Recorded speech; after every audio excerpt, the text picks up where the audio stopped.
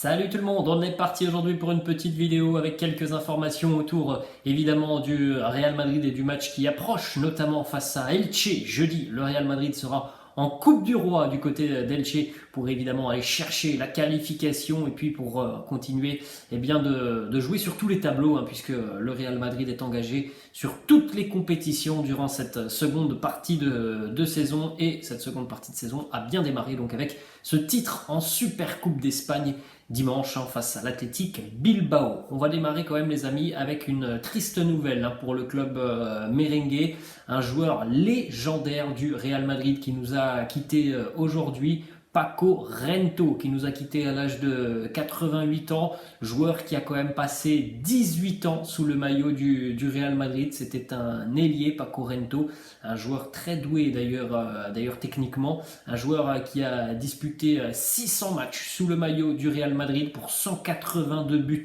inscrits et un joueur qui restera donc légendaire dans l'histoire du club merengue puisqu'il a été rejoint dimanche par Marcelo en tant que joueur le plus titré de l'histoire du Real Madrid puisque Paco Rento et Marcelo sont à ce jour les deux joueurs qui ont remporté le plus de titres avec le Real Madrid, 23 titres remportés par les deux joueurs. Paco Rento est aussi quelqu'un qui a permis donc au Real Madrid de souvent régner sur le football espagnol. Il faut se rendre compte que même sur les 18 années qu'il a passé au Real Madrid, il a remporté 12 titres de champion d'Espagne. Et Paco Rento a aussi un autre record à son actif. C'est le joueur qui a remporté le plus de Ligue des Champions, donc appelé maintenant Ligue des Champions. Il y a encore des années, ça ne s'appelait pas la Ligue des Champions, mais c'était le format de la Coupe d'Europe. Et bien Paco Rento a remporté 6 Ligues des Champions avec le Real Madrid. C'est un record dans l'histoire du football. Aucun autre joueur n'a remporté autant de Coupes d'Europe que Paco Rento. Donc c'est vraiment un jour noir évidemment du côté du Real Madrid. Il a aussi disputé pas moins de 8 finales européennes et puis donc 23 trophées remportés avec le Real Madrid. C'est quand même quelque chose d'assez hallucinant pour Paco Rento qui laissera évidemment une marque indélébile dans l'histoire du Real. On va enchaîner les amis avec la une du jour des deux quotidiens madrilènes, à savoir le quotidien AS et le quotidien Marca. Le quotidien AS qui souligne le travail exceptionnel de Carlo Ancelotti. Carlo Ancelotti, superstar, c'est tout simplement le quotidien qui pour lui voit en Carlo Ancelotti l'homme qui a permis au Real Madrid de se retrouver, de se relever depuis le début de saison et surtout d'avoir aussi des qualités qui sont exploitées à merveille par le groupe de Ancelotti. On en a longuement discuté de ce Real Madrid qui est capable de nous proposer plusieurs visages. Carlo Ancelotti qui a dû aussi redonner confiance à certains joueurs dans cette équipe, certains joueurs qui, avant l'arrivée d'Ancelotti, étaient pas forcément très très à l'aise. Ils ont retrouvé confiance avec le Mister Ancelotti, donc c'est sûr qu'il y a quand même un exceptionnel travail qui a été réalisé par Carlo Ancelotti depuis son arrivée. Le quotidien Marca qui lui titre Euphorie au Real Madrid avec une petite image de Alexia Putellas, la meilleure joueuse féminine pour les trophées The Best hier.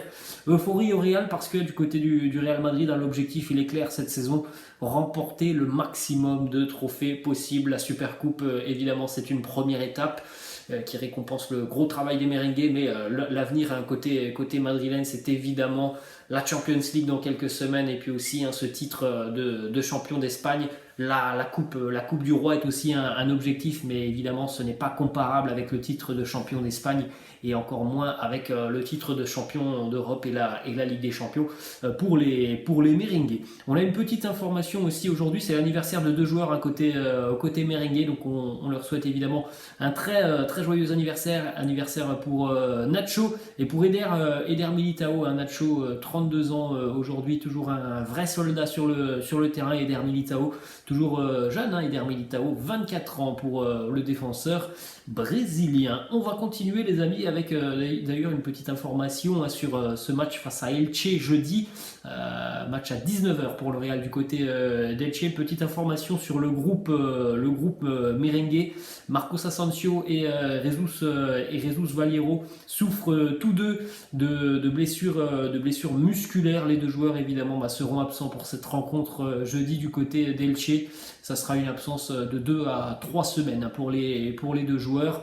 Donc du côté du Real, on devra faire sans notamment Marco Asensio hein, qui reste quand même un choix de Carlo Ancelotti depuis quelques mois maintenant. Hein. Marco Asensio a retrouvé pas mal de confiance et Carlo Ancelotti lui fait confiance. Donc on a de fortes chances de retrouver normalement Rodrigo sur ce match face à Elche. Ensuite, on continue les amis avec une petite information sur justement l'entraînement aujourd'hui du côté du Real Madrid.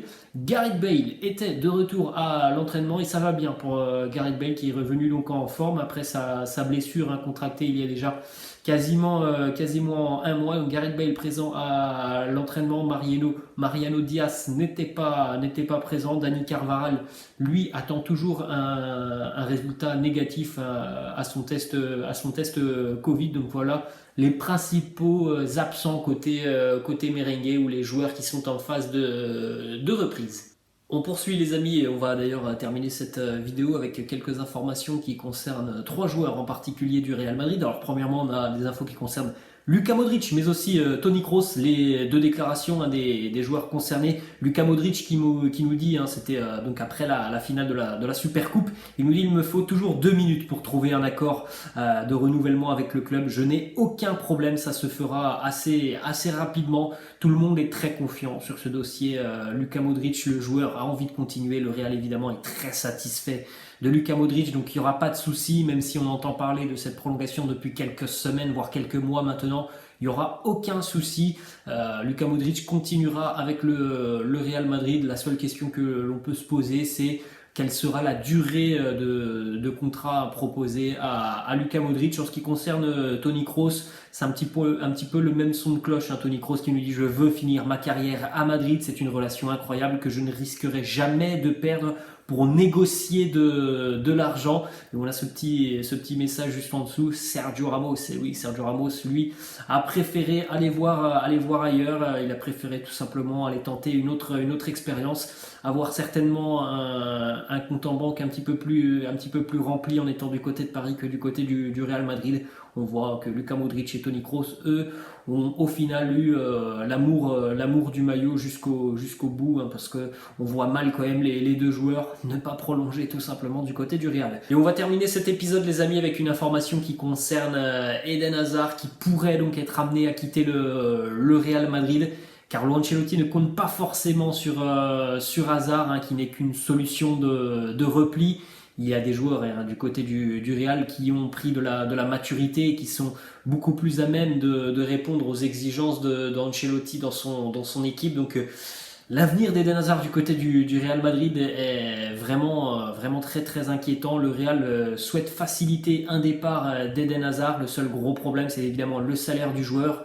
Très peu d'équipes veulent s'offrir Eden Hazard, étant donné déjà qu'il a un salaire énorme et étant donné en plus que c'est un joueur qui malheureusement depuis quelques années physiquement ne peut pas répondre à l'exigence du plus haut niveau. Donc du côté du Real Madrid, on laisse la porte ouverte à un départ, mais on sait très bien que ça sera très très compliqué de faire partir Eden Hazard. En plus de ça, le quotidien AS a confirmé aujourd'hui que pour le moment, aucun club ne s'était montré intéressé par Eden Hazard et aucun club n'avait contacté le Real Madrid, même si d'après la presse anglaise, Everton et Newcastle suivent le dossier. Pour le moment, il n'y a pas eu de contact direct avec le club merengue. Voilà les amis, la fin de cette petite vidéo. J'espère que ça vous a plu. N'hésitez pas comme d'habitude à lâcher un petit pouce bleu. N'hésitez pas non plus à vous abonner à la chaîne. Je vous laisse et je vous dis à la prochaine. Ciao!